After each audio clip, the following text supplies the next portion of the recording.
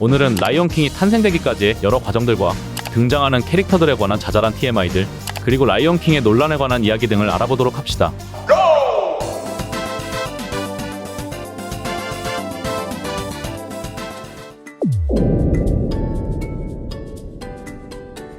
라이온킹은 디즈니의 32번째 장편 애니메이션 영화로 미국에서는 1994년 6월 15일에 개봉하였고 국내에서는 같은 해 7월 2일에 개봉했다. 흔히 디즈니의 황금기라 불리는 디즈니 르네상스 시대의 5번째로 제작된 영화이며 제작비는 4,500만 달러, 개봉 연도였던 1994년에는 전세계 흥행 수익이 7억 6,300만 달러를 기록했고 2022년 10월 기준으로 전세계 흥행 수입은 10억 6,361만 1,805달러이다. 개봉 이후 많은 이들에게 찬사를 받았으며 최고의 흥행 수익을 올린 애니메이션 영화라는 타이틀도 가지고 있었으나 2003년에 니모를 찾아서가 개봉된 이후 이 타이틀을 상실하게 된다. 하지만 명실상부 9년간 왕좌를 지킨 셈, 원작이 존재하지 않는 애니메이션이지만 모티브는 존재한다. 이 작품은 윌리엄 셰익스피어의 햄릿에서 영감을 얻었으며 요셉과 모세의 성경 이야기와 디즈니의 1942년 작품인 밤비에서 몇몇 요소를 가져왔다. 탄생의 기원에는 두 가지 설이 존재하는데 먼저 첫 번째는 당시 디즈니에서 크리에이티브 담당 부사장을 역임했던 찰리 핑크의 말에 의하면 사자가 등장하는 아프리카판 밤비를 만들어보자는 아이디어를 제프리 카젠버그, 로이 에드워드 디즈니, 슈나이더 등 세 사람에게 제안했다고 한다. 이런 그의 의견에 당시 디즈니의 회장이었던 카젠버그는 썩 내키지 않아 했으나 그럼에도 불구하고 찰리 핑크와 디즈니의 작가들에게 다른 동물을 잡아먹는 사자가 어떻게 다른 동물들에게 도움을 줄 수 있는지에 대한 이야기를 만들도록 독려했다고 전해진다. 다음 두 번째 설은 프로모션 투어를 위해 유럽으로 향하는 비행기 안에서 카젠버그, 로이 디즈니, 슈나이더 세 사람의 대화에서 구상되었다는 설이다. 이들은 비행기 안에서 대화 중 아프리카를 배경으로 한 이야기의 주제가 떠올랐고 카젠버그는 즉시 그 아이디어를 채택했다. 카젠버그의 말에 따르면 라이온킹은 자신의 이야기라고 말하며 본인의 개인적인 삶의 경험에서 얻은 여러 요소들을 추가하기로 결정했었다고 한다. 1988년 10월 11일 작가인 토마스 마이클 디시는 찰리 핑크와 로이 디즈니를 만나 새로운 애니메이션 아이디어에 대해 진지하게 논의하였다. 이렇게 해서 다음 달에 초안 각본 하나가 탄생하는데 이것이 바로 라이온킹의 최초 각본이라 할 수 있는 칼라하리의 왕이라는 제목을 가진 각본의 탄생이었다. 해가 바뀌어 1989년 많은 디즈니의 스태프들은 이 프로젝트를 위해 열심히 글을 썼고 그 결과 3월이 되어서야 드디어 주인공인 심바가 탄생하게 되었다.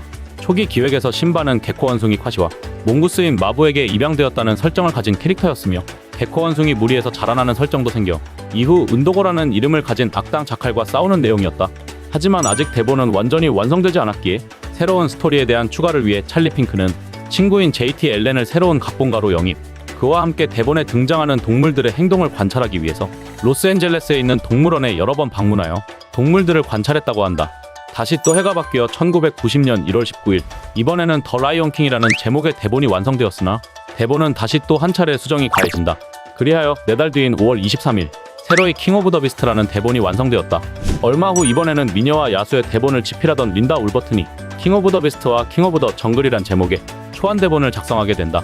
이 대본의 줄거리는 사자무리와 개코 원숭이들 간의 싸움을 주된 스토리 라인으로 다루었으며 스카는 지금처럼 심바의 삼촌이 아닌 개코 원숭이들의 우두머리, 즉 원숭이로 등장하였고 라피키도 맨드릴 원숭이가 아닌 치타로 나왔으며 티몬과 푼바는 심바의 어린 시절 친구라는 설정이 있는 등 지금의 라이온킹과는 사뭇 달랐다.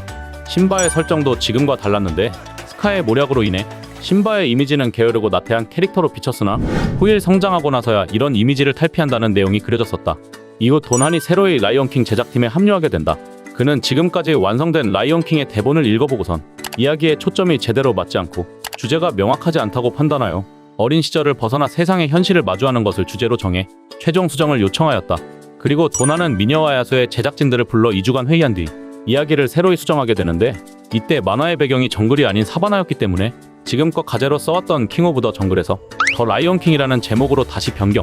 이 대본에서 라피키는 진지한 성격을 가진 왕국의 조언자에서 엉뚱한 주술사로 변경되었고 스카는 무파사의 형제가 되었는데 작가들이 이같이 변경한 이유는 위험 요소가 내부, 즉 가족 내 누군가로부터 생기게 된다면 이것이 더 흥미로울 것이라 판단하여 변경하게 되었다고 한다. 덧붙여 이 회의에서 확실하게 정해진 아이디어 중 하나는 무파사가 훌령으로 등장하는 것이었다. 이후로도 대본의 수정은 몇 번을 더 거쳐 마침내 1994년 디즈니 브루의 명작인 라이온킹이 드디어 세상의 모습을 드러내게 된다.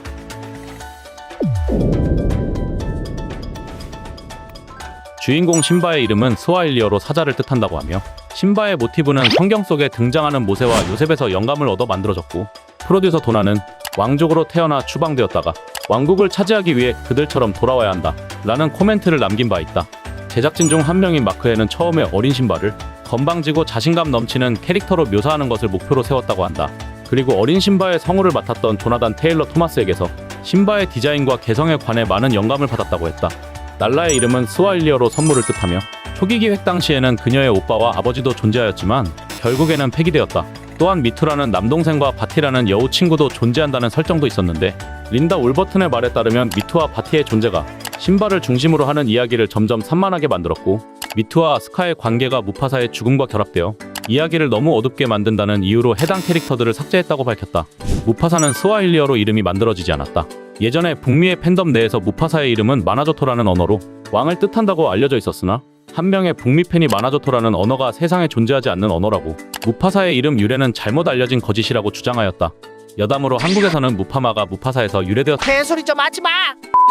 푼바의 이름은 스와힐리어로 어리석다, 부주의하다, 태만하다 등의 뜻을 가지고 있으며, 그의 친구 티몬은 스와힐리어가 아닌 그리스어로 존경하는 사람이란 뜻을 가지고 있다.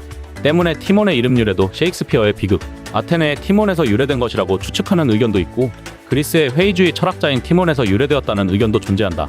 둘 모두 플레임이 존재하는데 각각 티몬 버코이츠와 푼바 스미스이다. 또한 그들을 상징하는 대사인 하쿠나 마타타는 문제없다, 걱정없다라는 뜻.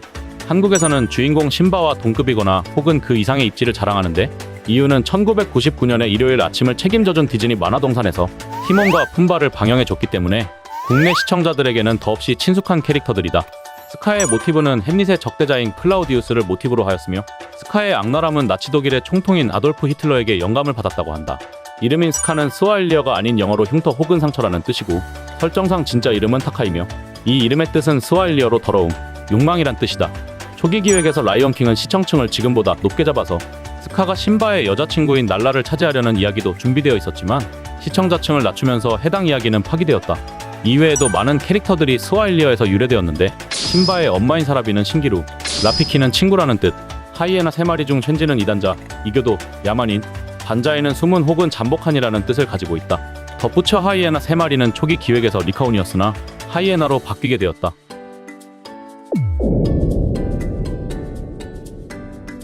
본작이 발표된 이후 미국에서는 라이온킹이 일본의 작품 정글대제와 이야기 플롯, 캐릭터, 일부 장면 등이 매우 유사하여 표절이라는 주장이 제기됐다.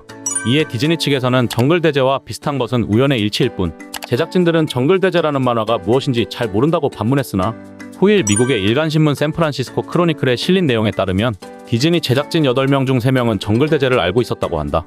이 논란은 일본에까지 퍼져 알려지게 되었지만, 정글대제의 원작자인 데즈카 오사무의 저작권을 담당하고 있던 데즈카 프로덕션에서 만약 데즈카 본인이 살아있었다면 자신의 작품이 디즈니에 영향을 주었다는 것을 알았으면 영광으로 생각했을 것이다 라고 말해 표절 의혹에 관한 이야기는 일단락되었다. 하지만 시간이 흘러 인터넷이 발달하고 두 작품의 몇몇 장면들을 비교하는 스샷이 나돌며 라이온킹의 정글대제 표절설이 재점화되었다. 해당 스샷을 통해 팬들은 라이온킹이 정글대제를 표절했다고 확신했으나, 2020년 5월 27일 YMS라는 유튜버가 인터넷에 돌아다니던 두 작품의 스샷을 비교해본 결과 표절이라고 사용된 정글대제 장면의 상당수가 라이온킹보다 뒤늦게 개봉한 정글대제의 극장판 이미지인 것이 밝혀지면서 라이온킹의 정글대제 표절 논란은 마침내 종지부를 찍게 된다. 자, 라이온킹에 관한 TMI는 여기까지. 영상이 재밌었다면 구독과 좋아요, 그리고 알림 설정까지 부탁드립니다. 그럼 다음 시간에 또 만나요. 안녕!